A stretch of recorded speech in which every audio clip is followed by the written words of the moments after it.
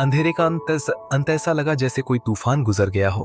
मैं टूटे हुए घर में पड़ा हुआ था और दीवारों के छेदों से दूर तक देख सकता था।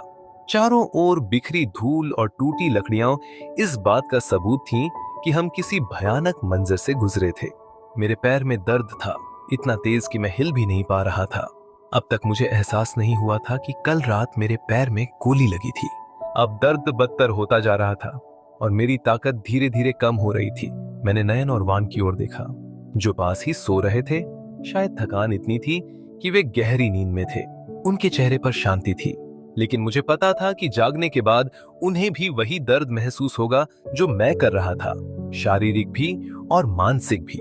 मैंने अपनी नजरें हटाईं और घर के दूसरे कोने में देखा।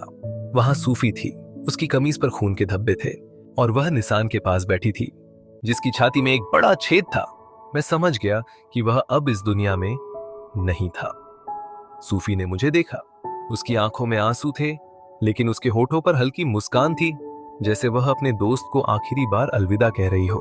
उसने धीरे से निसान के ठंडे हाथों को पकड़ रखा था और उसकी उंगलियां कांप रही थीं। हम बच गए, उसने धीरे से कहा, लेकिन उसकी आवाज में कोई राहत नहीं थी। मैंने सिर घुमाया और दीवार के छेद से बाहर देखा। आसमान में धुआं था, दूर कहीं कुछ इमारतें जल रही थीं। शहर अब भी लड़ाई के निशानों से भरा था, लेकिन हम जिंदा थे। यह अंत नहीं था, यह एक नई शुरुआत थी। जारी